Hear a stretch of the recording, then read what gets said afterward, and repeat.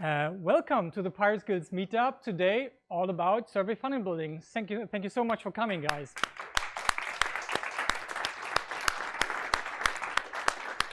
I gotta be honest, I messed up with the title. If I had named this thing properly, we would have 100 people sitting here. Yeah, you are, I hope, yeah, you will later say that you are in for a treat. I think this survey funnel building concept is really hard to understand if you just read the 3 words. But what's behind it is quite a powerful mechanic to get to know your customers, to validate startup ideas, to find out which features in your product are most demanded by your customers. And I have used this technique since 4 years now, or 5 years, to validate over 150 app ideas that actually then went into production with 6 apps. Every single business idea I had after this phase went into it, and I'm going to share my experience today on the best practices, how to set this up, the tooling, the analytics, everything, so you can go home tonight and actually repeat the same process for your business that you maybe have in mind or that you have already up and running. So most of you guys know me, but who's here for the first time? Just give me a show of hands. All right, welcome here. Some old faces, but first time in the meetup. Thank you so much for Parul and Nikhil to join us here today. They usually can't make it because they have their own event on Wednesdays. I think even in this very room, right? Yeah, sometimes they are the chapter hosts of the Founders Institute here in Cologne and do an excellent job here supporting the startup community and on the way to their own next big startup. Very exciting. So I'm Ben. I'm the founder of this thing. You have my email and my phone number for WhatsApp purposes at least. And feel free to follow me on LinkedIn and Twitter and Instagram and Facebook. I'm contact friendly like that. And if you have any question about the stuff that we are talking about today, just feel free to contact me. We have a very casual learning, sharing experience, usually with Pirate Skills. If you want the slides from today's show, take a screenshot here, share it on the interwebs or so. getpirateskills.com/surveyfunnel will lead you to the online course, the free online course section of Pirate Skills, where you can see the video. And if you press get slides, you can download the slides for free. If you have never joined Pirate Skills, the website, you'll be asked to sign up. But it's very reasonable and free and everything. We don't have anything to sell there on the website yet. So today's journey is this. I want to introduce you to the beginning, how this funnel building concept came about. It started with idea validation in mind. That means startup idea validation. And then the best practice, the most up-to-date version, because I could kick myself on how stupid I've been on how difficult I've made it for myself when I set it up in the past. And I want to just help you to avoid those mistakes I made along the way. Then how do you generate traffic for this funnel, and how to ask the right questions in the survey. That is very important. And then what to do with the people who answered that survey for you. Yeah. Do you have any questions up front before we dive straight in? Yeah, always feel free to ask your question. If something is confusing, you can talk in German if you like. I understand German. But for the benefits of the live stream and the international people here in the crowd who don't speak much German, we usually keep it in English. Yeah? But feel free to answer in German. You need my iPhone? Yeah, for the sharing magic. So let's dig into the idea validation part. So 4 years ago, I co-founded a company called Maple Apps. Maple Apps was already an app agency beforehand, and they tried to acquire me as like a sales and lead gen guy. And I was like, nah, why don't we just build our own products, our own apps, and become rich? They formerly had been responsible for one version of the Vapiano app. They are not responsible for the latest version, which is horrible. Yeah. And I was like, yeah, come on, let's just build our own apps. And he was like, yeah, sure. If you bring an investor, let's do it. So I built the pitch deck. This is an original slide from that investor pitch deck where we say, dear investor, we are not going to build one startup idea. We are going to validate, very data-driven, our ideas for apps, and then we build one per quarter. So you don't bet on just one idea, but when we find one with traction, we're going to focus on it. Yeah, and he was convinced by it. One pitch, 1.2 million in the ton, and we could have 2 years of really learning. And this is essentially the comprehensive version of this learning machine that we built. The premise was ideas are nothing, execution is everything, and not all ideas are created equal. I later learned that ideas are an extremely important part of how successful your startup idea is, but of course without execution it is nothing. Yeah, but we have found that the ideas that we validated early on that had high traction also had really good traction once the product was out. So we had this simple approach. So how many ideas do we need? What would you guys say? How many ideas do you need to have one big hit? We were even thinking like in per year. That was such a weird approach. What do you guys think? How many ideas do you need to have one really successful one? 50? 100, 2, what? 25. We thought roughly like, come on, let's do one per week. I can build a landing page and a survey once per week. Yeah, let's test and validate our ideas. And we thought, all righty, let's do 52 per year. Half of that will go to level 2. And level 3 was where we actually started the wireframing process. And level 4 was the actual app. We definitely had to tone down on the number of apps we did per year. Maybe we did 3. And the idea was, okay, 3 successful apps, 3 apps, 1 success, 1 star per year. That would be quite enough, yeah, in an idea portfolio company. Of course, we really noticed quite quickly that I suddenly had to manage the marketing for like at least 3 startups at a time, and the developers had difficulties focusing on the current main app plus the stuff that was in the pipeline. So would I do it in that speed again? Definitely no. Definitely no. I would take my sweet time validating the idea, still going a very data-driven route, but then adding a lot more qualitative interviews on top of that.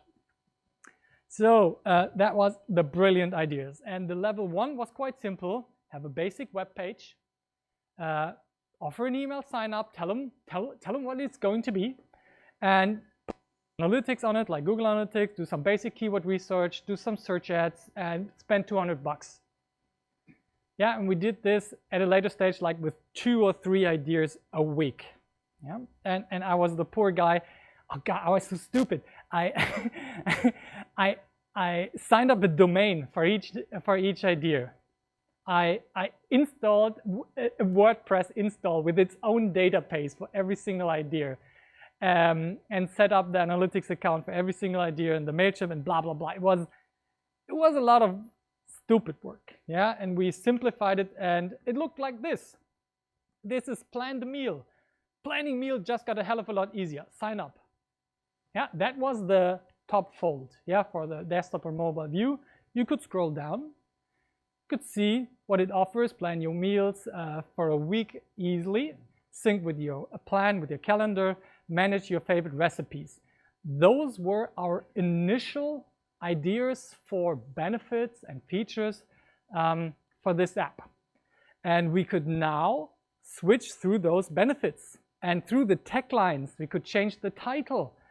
And we could see how does this result in changes in conversion rates when people see the landing page and how they sign up. And how much does each email cost us? And how is the feedback once they get the email, they get the offer to do the survey? Yeah, and how does the quality of the feedback change once we have switched around the ideas?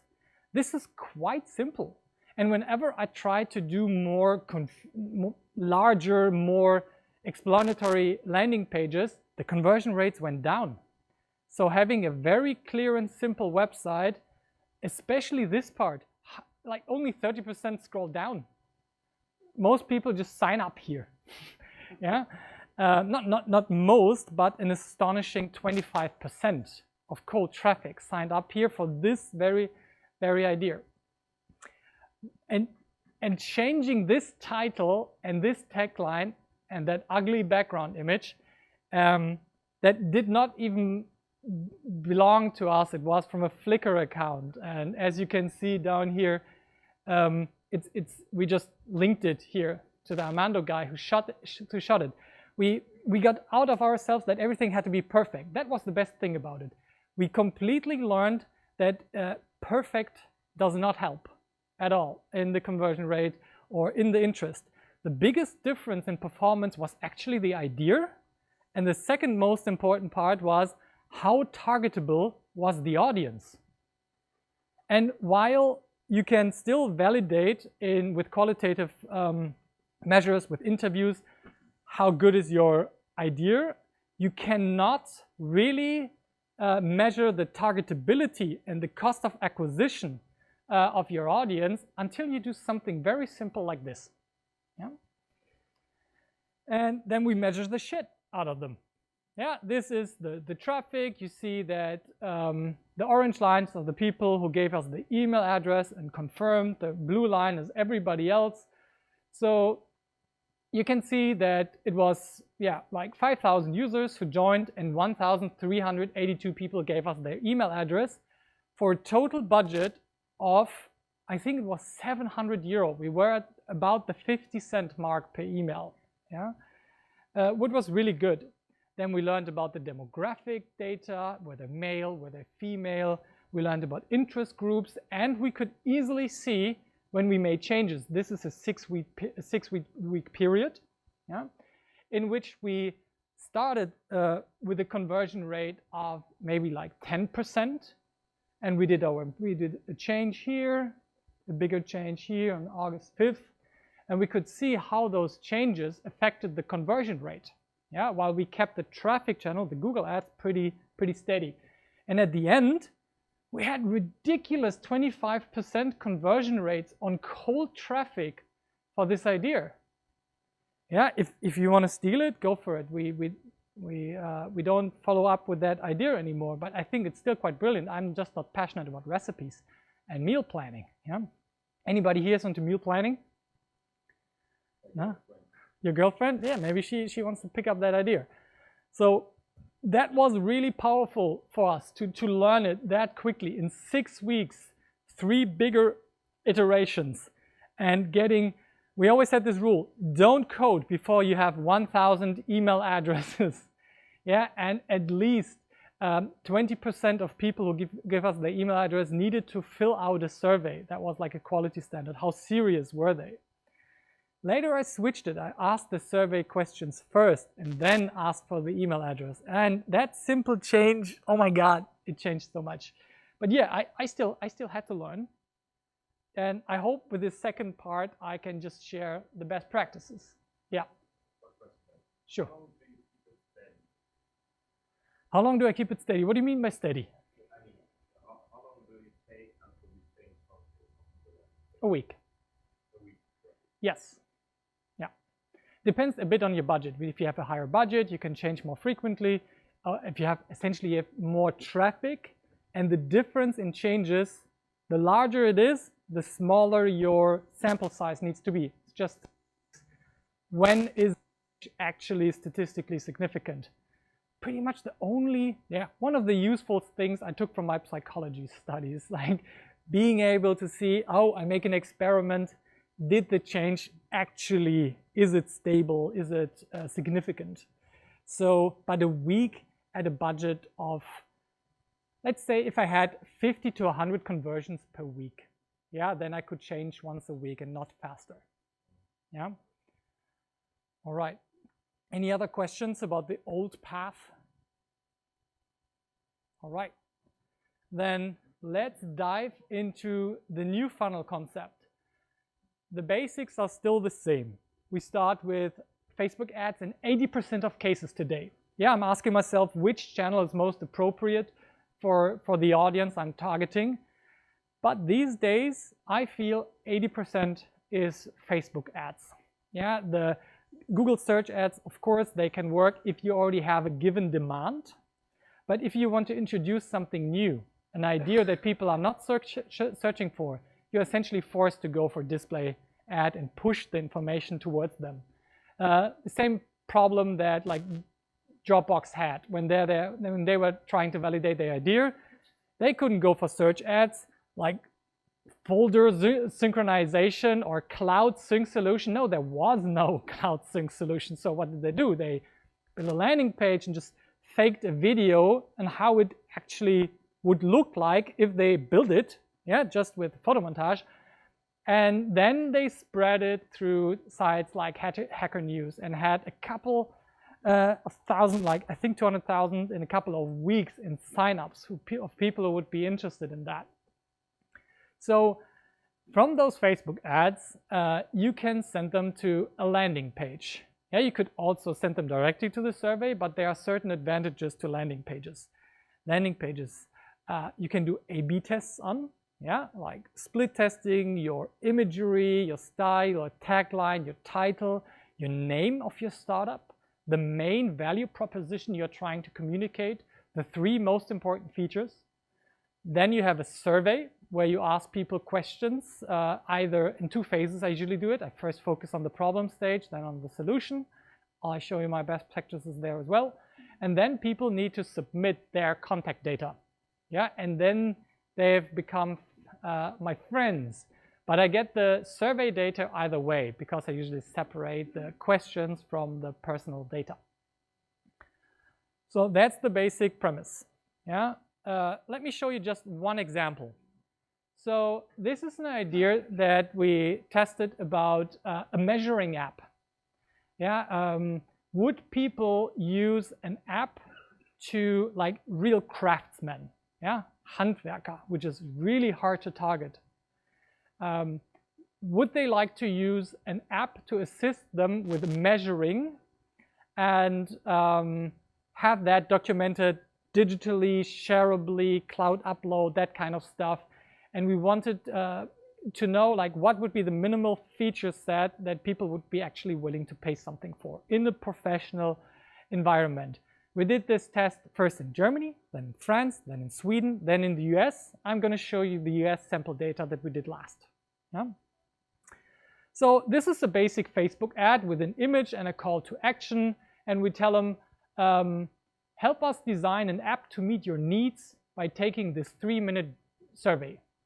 An alternative ad was, hey, we got a new app, do you want it? Yeah, the one was focusing on, we already got something, the other was an invitation to a survey. In my experience, they work pretty much the same way. Yeah, and then it depends on your taste on how much of a validation you want to build in there. I tried to, in the beginning, try to make it as friction-free as possible. So I tell them that I don't have an app. I tell them I need feedback, and then they give me honest feedback. So they click on this picture on the call to action down there, and then they land on this beautiful landing page. Save time and money when measuring, an app for general contractors, remodelers, and architects. Help us to meet an app.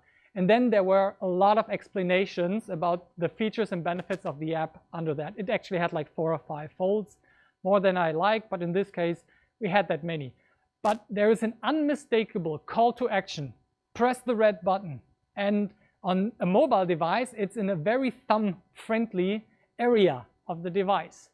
Please don't make the mistake of avoiding, like push the button as high as possible, that it's definitely on screen for most device sizes these days, and make sure it's in a thumb-friendly way. If you push Facebook traffic, it's gonna be 80–90% mobile anyways.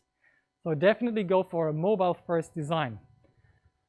I used Instapage to create this landing page, and that always has a very good mobile and site speed optimization already built in.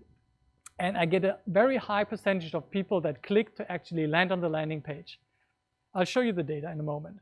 Then they land on a survey with a lot of questions, as many as I like. I have a rule, not more than 3 minutes, 50% completion rates if they start the survey. It's my internal compass for what makes a good survey that actually weeds out the people that won't take the time, but that gets me a good amount of data. So more than 50%, I would prefer to ask more questions or more difficult questions. Below 50%, I would prefer to simplify the survey to get more results. That is just my best practice that I found. And mostly, if you keep it at around 12 questions and a 3-minute time to complete this survey, you'll be fine and stick around 50 to 60% completion rate. And I'll talk to you about what is supposed to go into that. But look at let's look at the hard data. This is example data, but it is from this very real example. I spend usually 1,000 euro on a validation.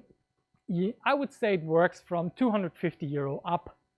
Yeah, below that, are you serious about your idea? I don't know. Yeah, but this is the real data. So 1,000 euro yields us 36,912 people in the US. You can see the pretty high CPM, that is the cost to reach 1,000 people. In Germany, it's more like 10. In the US, it's 15, 18, around that area. The more competitive the market, the higher the CPM, usually. But by the way how you set up the Facebook ads, you can influence on how high or low the CPM is. For example, if you target extremely broad, it can go down as low as 2 to 3 euro per 1,000. But then usually the quality of the traffic is not as good. Then 952 people actually clicked on the link. That is a 1 euro cost per click at a 1.72 click-through rate. I'm looking for less than 1 euro CPC and a higher click-through rate than 1%. Anything below 1% tells me I messed up either the ad or the targeting. Yeah, so knowing these benchmarks is really important and took me a lot of time to get a good feel for. Yeah, and now that I've tested maybe like 250 ideas, I don't know, I feel very quickly when there's something wrong and you can pinpoint where you messed up, yeah, if you set the analytics properly.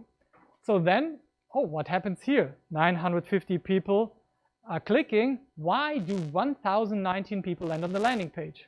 What could have happened? I need a beer.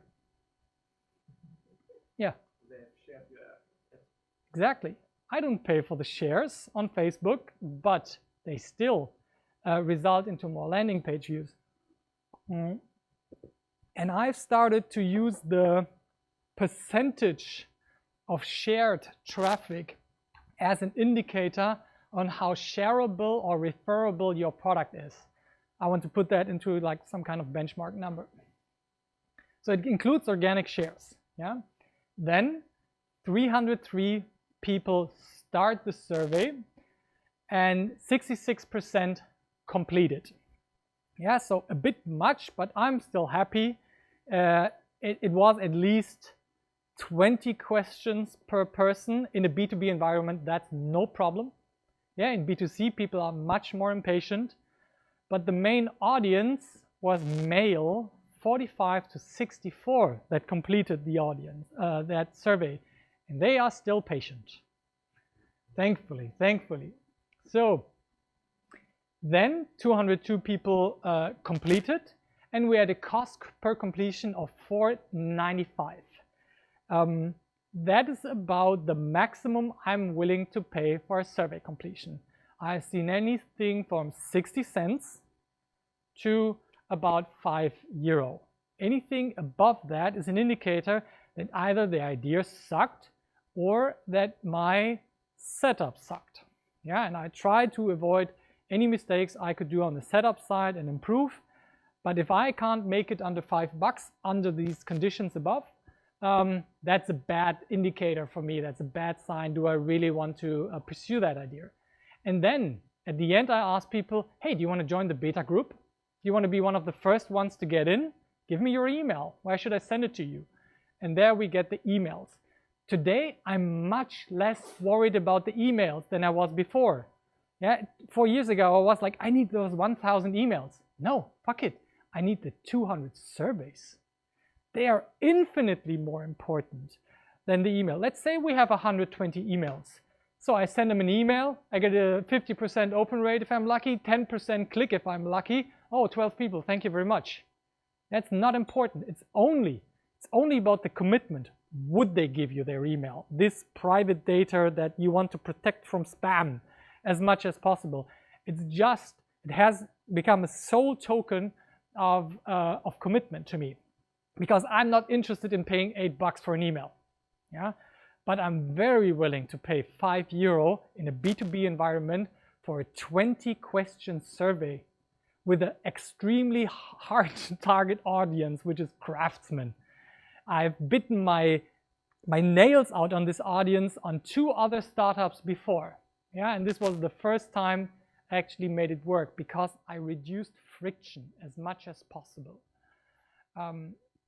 And what also was a really important change, that I increased the breadth of the targeting, that I didn't just go for the job title of an architect, of a piper, yeah, but I actually went for the interest groups and let the ad speak for itself and make the self-selection there. If you see this old guy and see measuring app, you are not excited if you are not a craftsman. Yeah, so you can use the ad to be a filter, yeah, and give Facebook more space to breathe, to actually have a broader sense, and then do good conversion optimization and conversion tracking at the back end that Facebook can help itself, right? Yes, please. Yeah. Mm-hmm.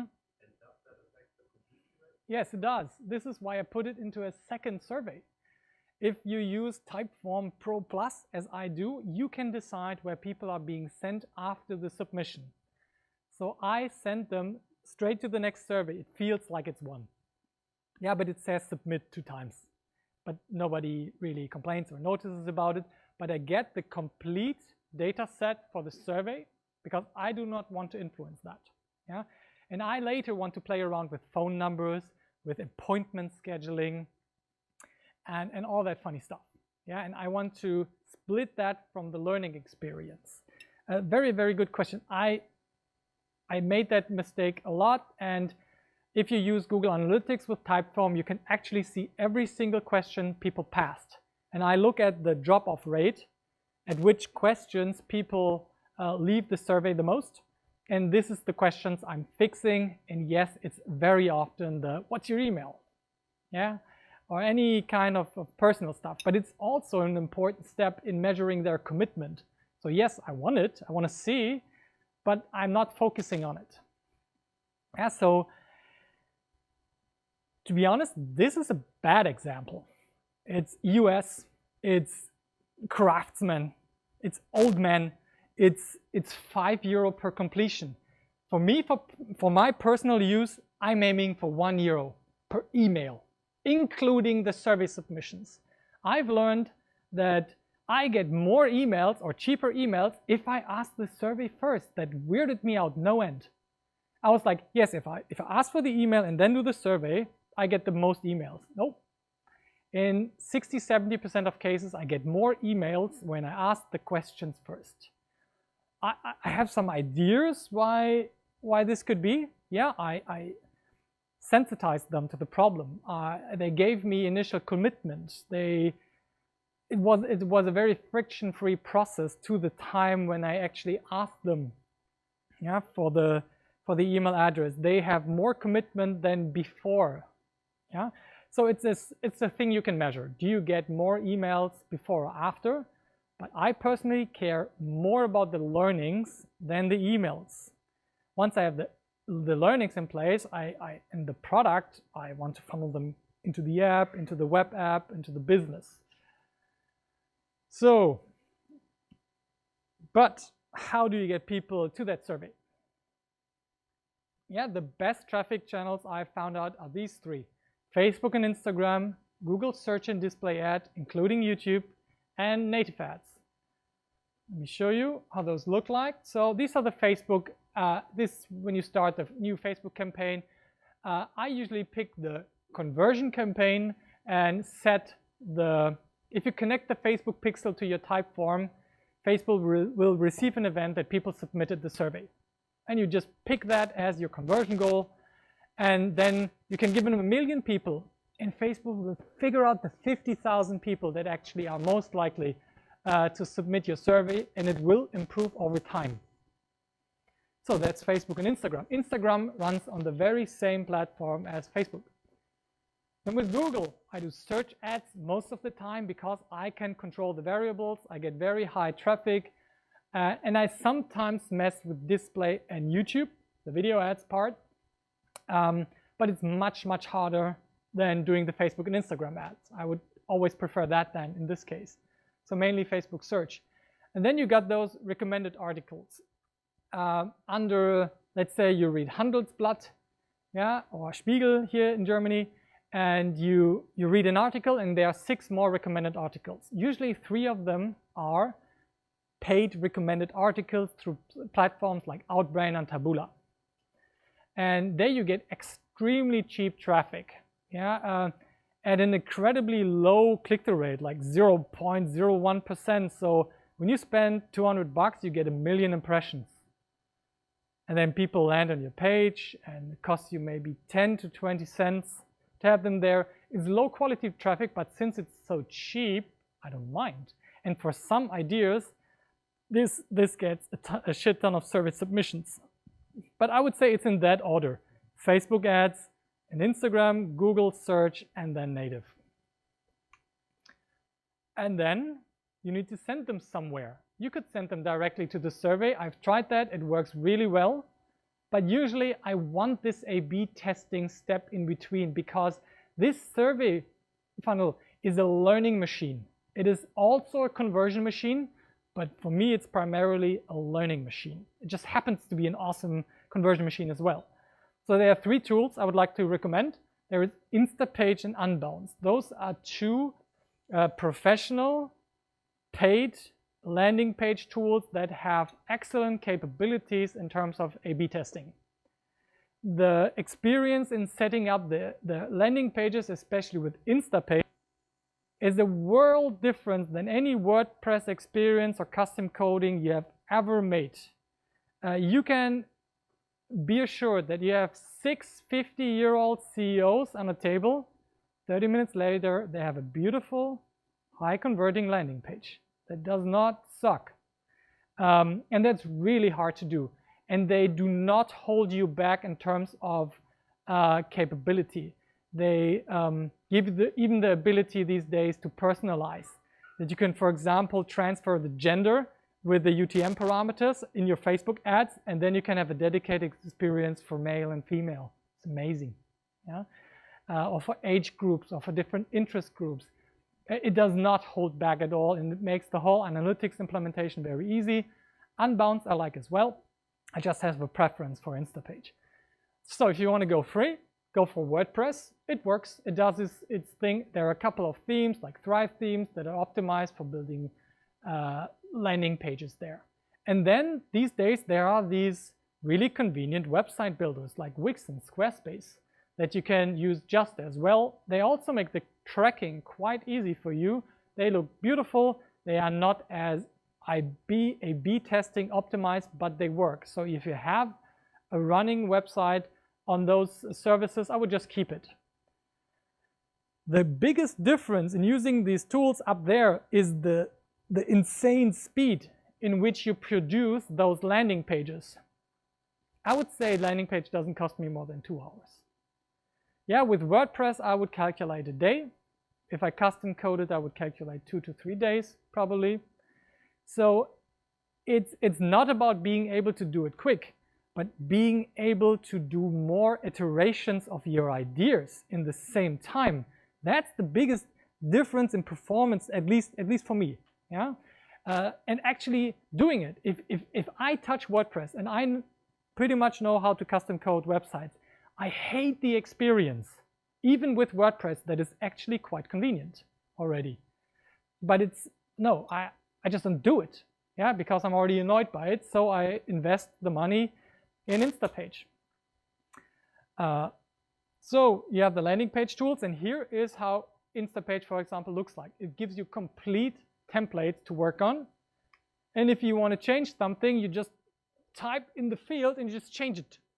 If you want to move it somewhere else, make it bigger, you just intuitively point there, click, tap, edit, and it's done. It even gets annoyed if you do not publish an A/B test. Yeah, if you try to publish your page, you get like a warning, like, are you sure you want to publish it without an A/B test? I love that attitude. Yeah, because it's just 2 clicks and you have a duplicate version of your app, of your thing, and you can change 1 sentence. I have never any landing pages running without an A/B test since I used Instapage, because it's just stupid not to. Yeah, there's always, the traffic costs me so much money. I want to make the most out of it. So that's the good old Instapage. Hard sell for them. Jeez, Ben, hold back. So then, where do they go from the survey? At the landing page level, you could already, like in this example, ask them for their contact data. Usually I just have a big red button, or whatever color you prefer in your color scheme. Sorry, Nikhil, I know you're moving left, right. You need to send them somewhere. I prefer to send them from the landing page and just use the click event on the button as the primary conversion event I use to measure the performance of the A/B test. What's the percentage of people clicking the red button? Yeah, and I compare that. So Typeform is my preferred way to do surveys. I was coming from Global Park and SPSS, yeah, as the survey generation and data analysis world. It was so funny to meet the founder of Global Park here at Startplatz. He's Lorenz. Yeah, he's the founder of the tool that damaged most of us during our social science studies. But it had a fabulous SPSS integration, so I don't want to complain. But doing those scientific surveys is not fun, right? It's a boring experience. It does not look good. Mobile optimization is 0. Yeah, and Typeform was the first time that I was like, geez, surveys can be sexy. Yeah, it was actually weird. It was fun doing those. It was engaging. It was a different experience. And there is a really good competitor called Surveymonkey, also highly recommendable. They gladly they copied the user interface, the customer-facing user interface from Typeform, and since then I can highly recommend Typeform as well. They have some features. They have better quiz building features. They have something that's called collectors, where you have different links for the same survey, so you don't have to duplicate your surveys if you want to use them for different marketing channels and stuff like that. It's fun. It's a good tool. And then there's a free tool called Google Forms. It's good. It's good enough. It's ugly, but it does its job, and it has this awesome integration within the G Suite. And you can process anything and do any type of data messing with Google Docs. Google Docs, and especially Google Spreadsheets, they act like an API. You can use them as a database. It's amazing, yeah, what Google has done with the spreadsheets. And then there is Lime. There's Lime Survey, and I just wanted to give you the warning. If anybody, especially from the corporate environment, comes to you and say like, oh, we can use Lime and host it on our own service, that will be brilliant. I actually, at the moment, I refuse. I refuse if there's any demand of me using Lime. So, see, I can also piss on tools. Do you guys have any recommendations for landing page tools or survey tools that I have not mentioned yet? I'm always looking for new stuff. Yes, Kevin. One new landing page tool called Interactive. Mm-hmm. And it's like a quick funnel, especially for mobile optimized. And they did it with them, for example. Interactive. Right. They have really good the quick funnel, especially for lead generation, and then after the quick funnel, Nice. Okay. Daniel, you mentioned an engagement tool once. What was it? Was it called Engage? No. Something like, yeah, Engage for creating quiz experiences that are quick and fun. There is something called Typeform. Yeah. I have never used Jot forms, gravity forms, those are sometimes helpful. Parul? Yes, I do have experience with ClickFunnels, good and bad experiences. Yeah, so ClickFunnels is a popular tool. I even brought the guy's books. That maybe is a good segue to that. So this is my favorite guy to learn from. He's called Johnson. Yeah, .com Secrets. He's the founder of ClickFunnels. He's a really good sales guy, but he has not heard about design or user experience or site speed loading at all. But he has built an amazing tool that is like HubSpot, but for online marketers. Yeah, I would say. Love the books. Just exclude the whole Americanness in it. Just read it like it would be written in German, then it's bearable. But the information is fucking gold. He should sell it for $500. There's another book here as well called Expert Secrets. He published it later. This is more the science, and Expert Secrets is the art of funnel building. Excellent book. So, but the software I hate, I've got to be honest. It is, if you're looking for all-in-one solution with webinar series and email automation, and you want to have it all in one, and you don't want to use, for whatever reason, HubSpot, ClickFunnels is an option. Yeah. If you're a good designer as well, I might add, you need some time to unuglify the landing pages, but they convert. Like you can't complain about his conversion rates and the actual performance in revenue he produces for the people using ClickFunnels. It's fucking mad the amount of money they are pushing through this platform, and he's very public with that data because it helps his business. So he is the guy. I would say if I could choose one guy to learn from, it's him, but not his tool. Yeah. What's your experience with ClickFunnels?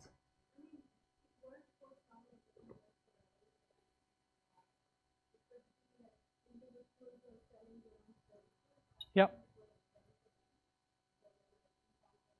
Mm-hmm.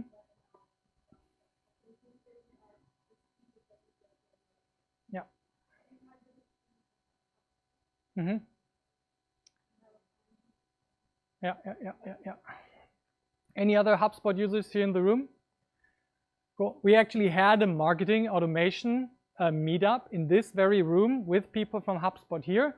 So if you go to the URL with the slides, if you just scroll down a little bit to marketing automation, there's a great talk about HubSpot marketing, or like marketing automation, primarily 80%, 20% with HubSpot.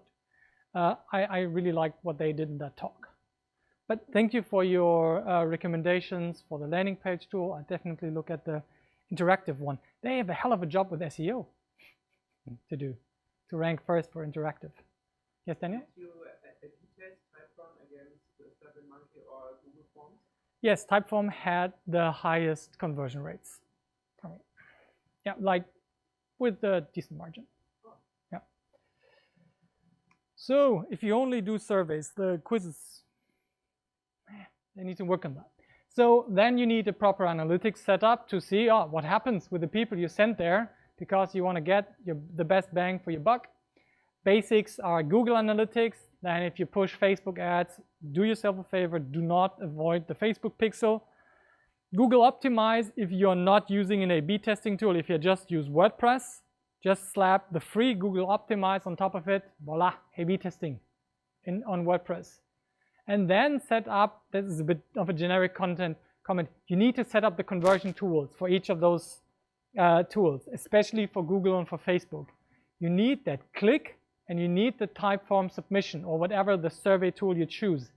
You need it to know how many people started and how many people finished your survey, please. Yeah.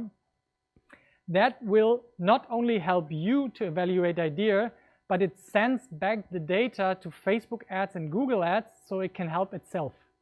Yeah, that's what people tend to forget sometimes.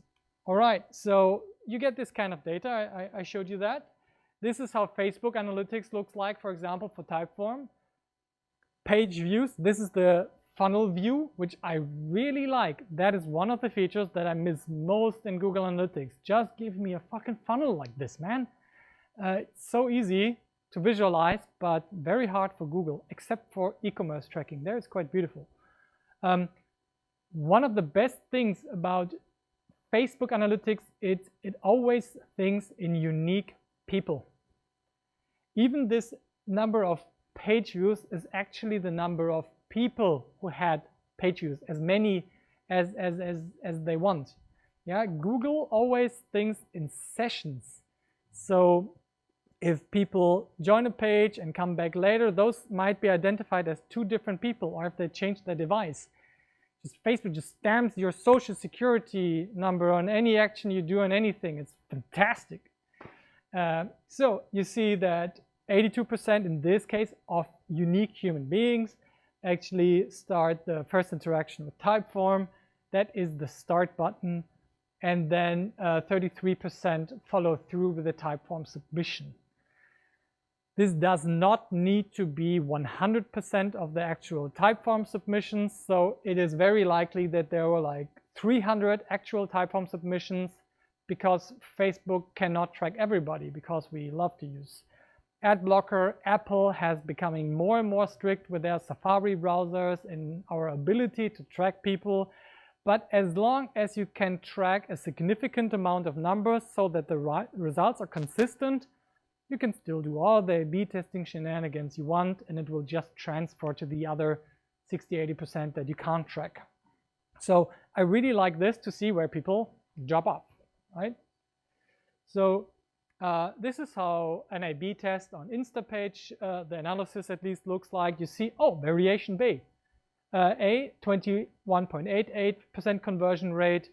You see the number of conversions, and then you see the variation B. You see the uplift here, 10%. Yes, with this number of conversions, that is very likely statistically significant. So yeah, go with version B and start a version C. Yeah, always keep this A/B test thing running. Your homepage should have evergreen A/B test, and why not? Yeah. So yeah, there's a reason why not page speed time, but yeah, the learning effort is much more important.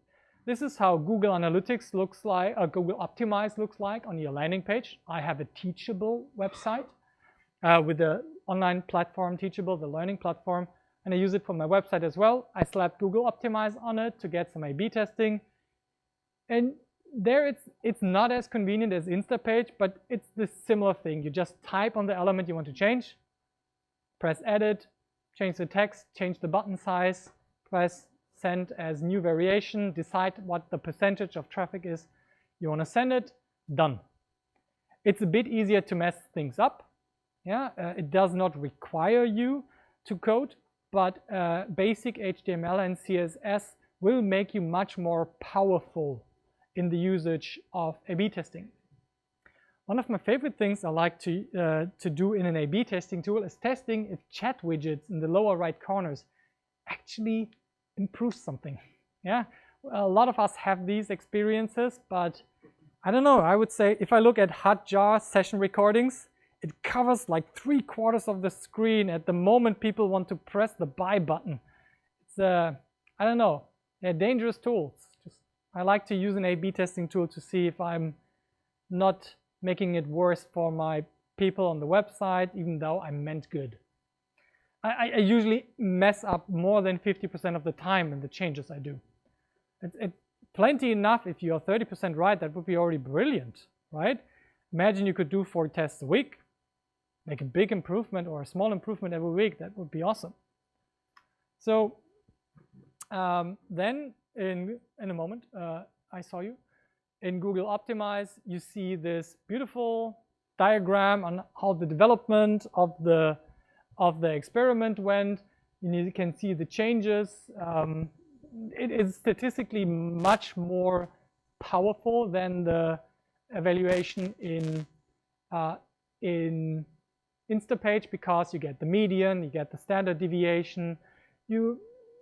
you feel like there actually were real data nerds on here, and it gives you the probability to beat it, which could be similar to what is the statistical significance. It's not exactly that, but it's pretty close to that. And A/B testing is a different talk and the best practices there. But I really like what they did with Google Analytics and Google Optimize, especially because you can simply choose your Google Analytics goals as the optimization goal.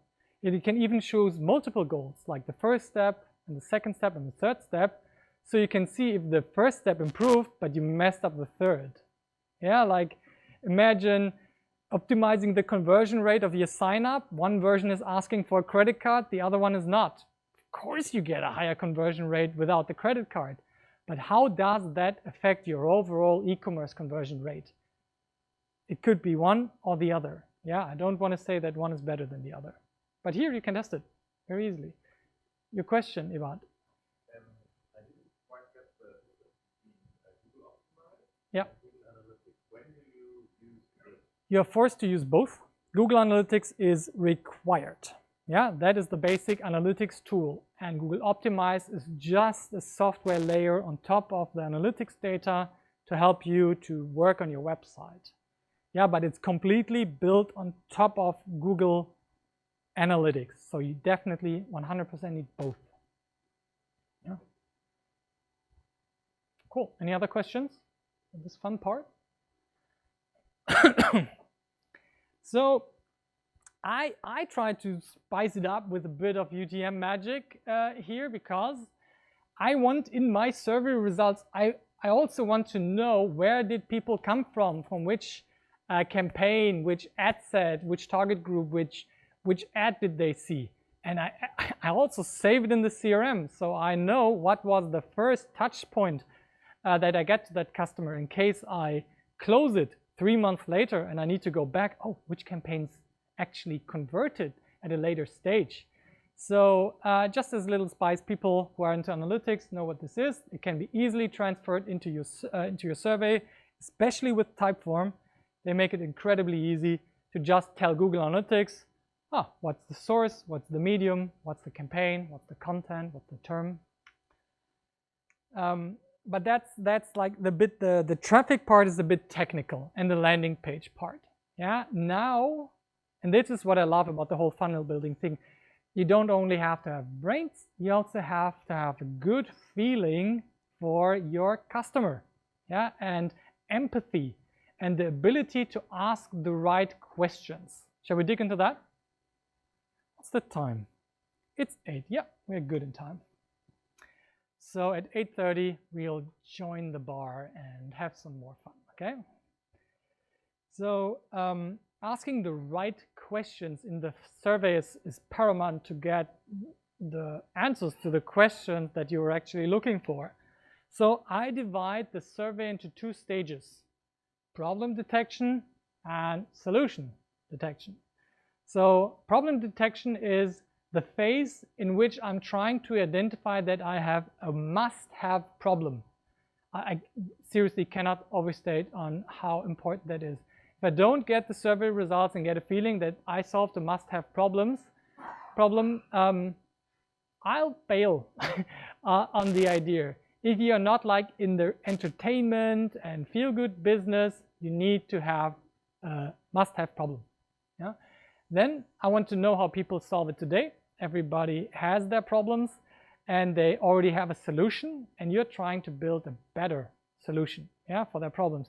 If you don't know how they're already solving it, it's really hard to see how your product needs to be better than what they're already using. And then I want to, of course, always get the demographic data, interest data, age, gender stuff for the highest converting audiences. And I took a good sheet out of this wonderful book called Running Lean. It's also up there in the back by Ash Maria. We were one time eating out at Eichberger und Sohn. Yeah, he was here. I was super excited and fanboying. And he has a good framework to do the surveys and the problem and the solution detection phase It's very close to the whole lean startup approach. The Ashmuria books read a little bit like a bit more concrete handbook to the startup, lean startup philosophy. Yeah? He starts with a little welcome, collecting some demographics. I like to do that at the end. Then give people a frame of reference, what this is for. I personally do that on the landing page, but let's say you hit them straight to the survey. You need to tell them what this is about and why you're asking them this. And then let them rank problems. I usually use like a Likert scale where you say like, yes, I agree, I don't agree. For whatever reason, I'm a fan of a 5er Likert scale. I like something neutral. Some people hate it, say everybody needs to use a 6 Likert scale. That's fine for me too. But you let them rank the problem. You ask them, you let them rank the problems. You try to understand their worldview. You wrap it up. You give them some results. Now all of this data comes in, and I can start to refine the questions I'm asking based on the language that they are already using. So it's really hard for people to just answer open questions. But you can easily start with open questions, cluster the results, and start using them as available options to rank them, for example. And so a survey is nothing that I just like set up and that's it. It's an evolving learning machine for me. But this is a basic structure I like to use. I have a preference for having 3 easy to answer segmentation questions in the beginning. For example, with the craftsman, I ask, are you more a professional craftsman or are you a DIY guy? It's a very easy to answer question and I get to categorize them, but I want to get them into the survey. So then I have 6 questions where I ask them to scale and rank problems with Likert scales or ranking questions. And then I have 2 open questions where I ask for a negative and a positive input from the users that they want to give me. Then I use that input from the open question, put them back into the Likert scales and into the segmentation questions, and like after 50 submissions, it kind of starts to stabilize in its form. Yeah. So you want to definitely have the problem safe. Yeah. Are you solving a problem that's worth solving? Biggest problem with startups and founders. Because they usually start with the solution. Yeah, they have like, oh, I got this amazing solution. Do you have the problem? Yeah, do you have the problem? Do you have the problem? And it's really tough to build a business on that, except you luck out like Steve Jobs. So what I want to get to out of that phase is the minimum feature set. Yeah, I need in that app. We had a requirement that was pretty strict. 2 weeks from first line of code to in the App Store. Yeah, of course, that limited us to a small subset of ideas we could validate, but that's actually something we liked. If an idea was hard to test, we didn't want to do it because it was hard to test. Because of that reason, I put the 0 to 1 book of Peter Thiel in there, who is screaming about the people who are only doing easy to validate ideas. And I felt like, oh, he's right. I definitely contribute to only building validatable stuff. That makes me think small.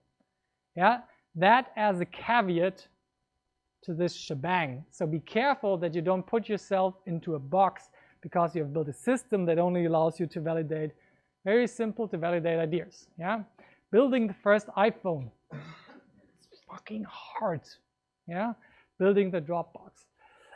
But not doing this super simple setup, forget about the whole A/B testing shenanigans, a landing page, some Facebook traffic, and a survey. Not doing this is just, your idea deserves better. Yeah. So, and I want to get an idea of the price and if they're willing to pay. And of course, I want that associated with the demographic data. And here's the framework that is very similar to what he does with the problem detection. And he separates the price testing a bit later, so it's not influencing the solution questions in the beginning. So testing your price is something that I'm really excited about. Yeah, are you? And I was always assuming that people, if I asked them how much would you pay, that they would only write really small numbers. It's amazing what the craftsmen would like to pay for that service. I was expecting $5 per month. It was more like 200. Yeah, let's see if they really understood the whole product. Yes, yes, yes. But why would they say 200 if they could say 5? They do. People are honest. And in the open sections of the surveys, they write me that much sometimes, yeah, regularly. Like 10% of people, I write a little sermon. And I was very surprised about their openness and willingness to invest their time, because I only thought I get this in personal interviews. But in personal interviews, people try to please me, yeah, and I want to avoid that. Please. We have also very good results when we ask for feature price. So we list up the feature product we want to deliver to the people, and then we ask how much people pay for this feature, how much for this feature. We normally think, okay, or expect the same range, but they say we also have it in the same area between $20 and $1,000. What's your business? Yeah.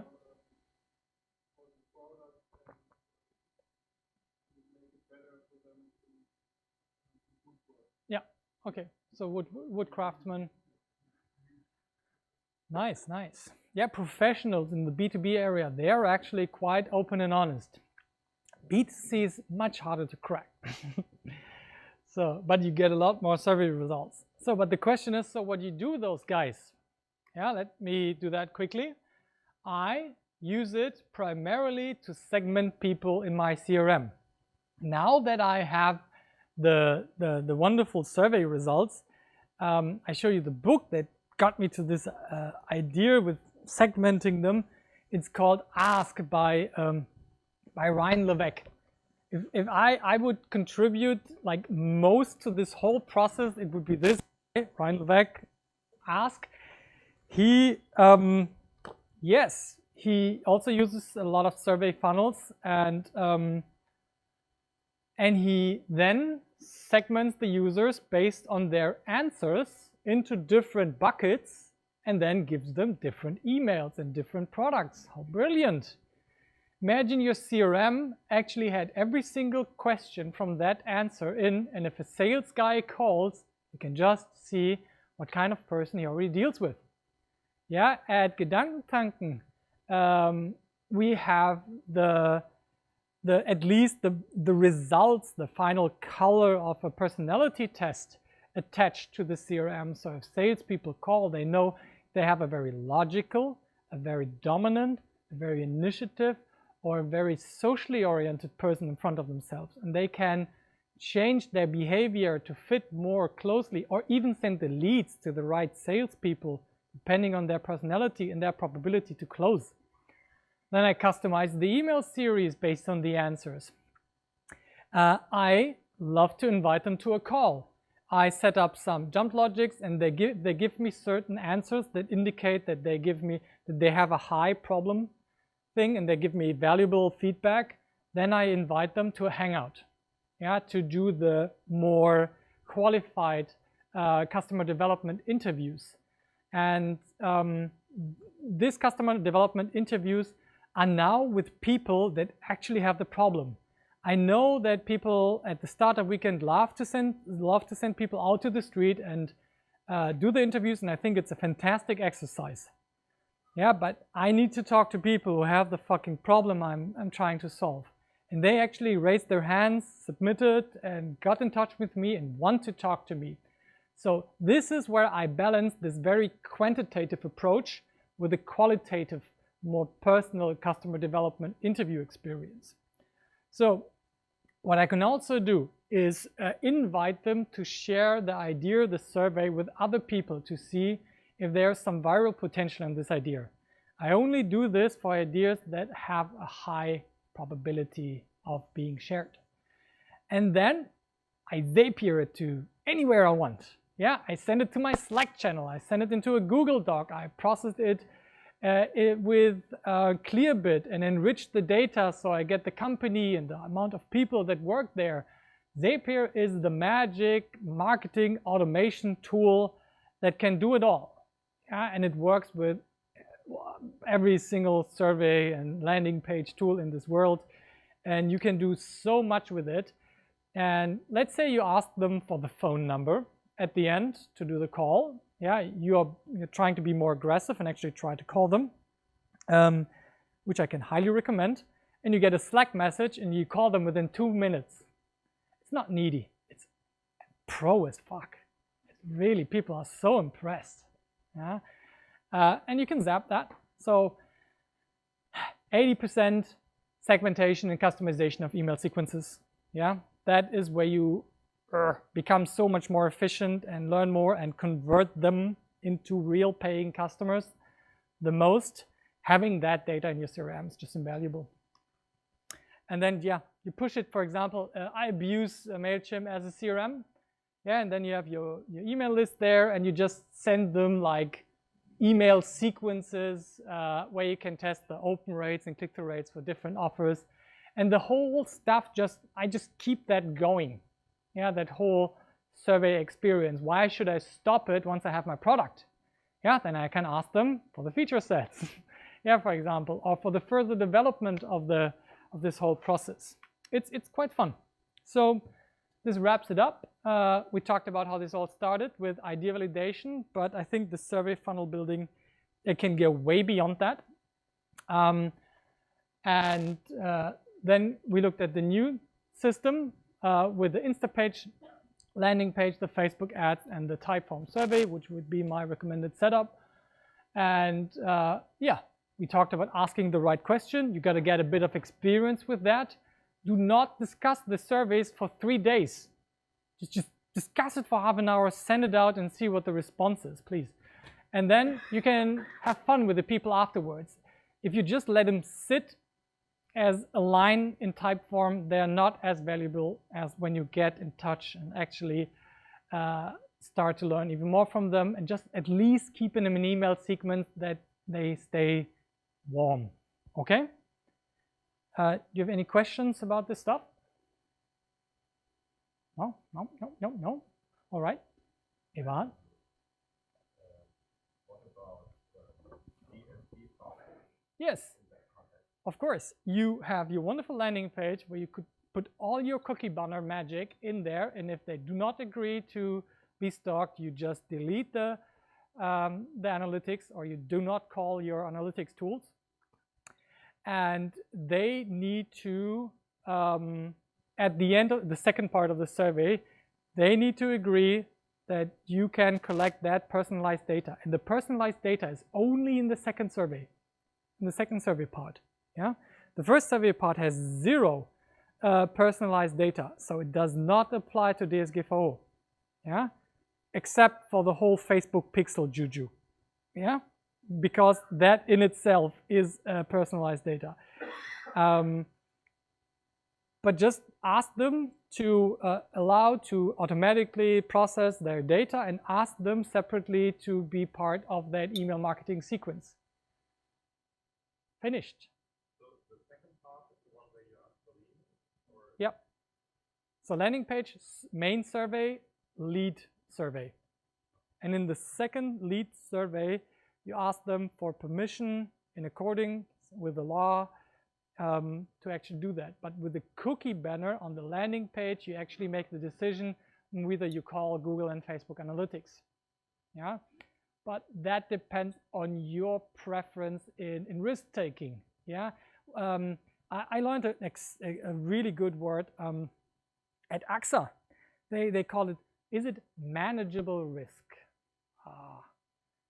That I love. If you talk to lawyers about, can I do it? Am I allowed to do it? They will always say no. If you ask them, like, do you think this is a manageable risk? Like, he can be much more flexible.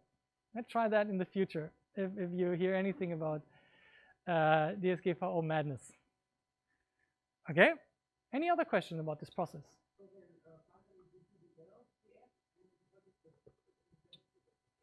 Okay. It is in the process of being built at the moment. Yeah. So this happened in the past 2 months. Yeah. The whole survey funnel building, the full testing in the US, Sweden, and France. But in the past 4 years, we have done at least 150 only with Maple apps, and we developed 6 apps out of that. 3 of them were quite successful. One of them I bought out of the company, which is called CSGO Skills, which helps you to become a better Counter-Strike player, which sounds absolutely ridiculous, right? Like, who wants a sports improvement app for esports? I was like, no way. But we had a rule. 2 people in the DC team want me to build a landing page, I do it. Yeah, and we had enough money to test everything. And so we built this app, and we were just overwhelmed by the positive response. So I learned that I'm really bad at judging what a good idea is. I want to see the real feedback from the people. And now it has 900,000 downloads across the globe. Yeah, more in Sweden and Japan than Germany. And I got, I don't know, 300,000 or 400,000 email addresses from those poor Android users. Yeah, so 3 out of 6 were quite good. Yeah, 1 really good. Yeah, another one really, really good. But there was not CSGO Skills. That was called Gosu. Gosu was a chat app that allowed people to talk on a website among each other. It went viral on Game of Thrones forums because people do not want to get told, yeah, we answered that question already in post number blah blah blah. Yeah, they just want to talk about Game of Thrones, man. And that got a couple of million users, but it was expensive as fuck to host. And yeah, we had to kill that one. Yeah, but it was a good idea. Really good idea. And we would have, yeah, if you would see the list of ideas we had, it was so funny. Yeah. Oh, they were. No. Like, all of them were. In-app purchases and a subscription on your daily training exercise, mate. Yes. Yeah. All of them were monetized because we wanted to know as fast as possible, are people willing to pay, and what is the customer lifetime value. For CSGO Skills, it was 17 cents per install, and as long as I could drive Facebook install ads for 12 cents, I was very happy. Yeah, because I could build up this YouTube channel for free, and because the ads still led to the channel, yeah, and we got free installs, essentially. Yeah.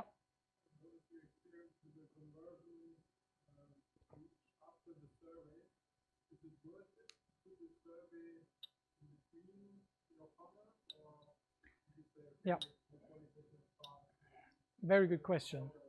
So my experience has been, so the question is it worth, even if you have the product, to put the survey in between your subject and your actual product, right?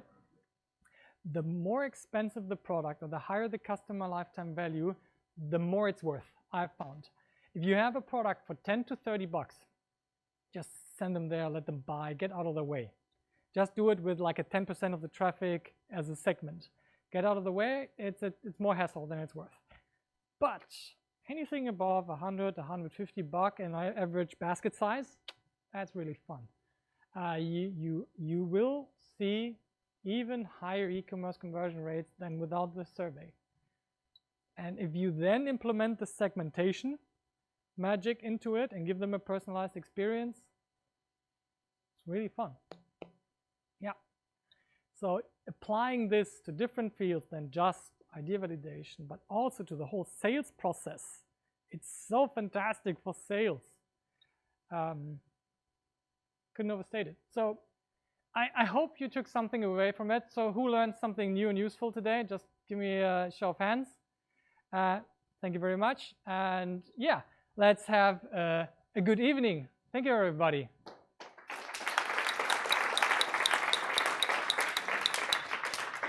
Okay, let's have some rum. We got some real good stuff in the bag. Bye bye live stream.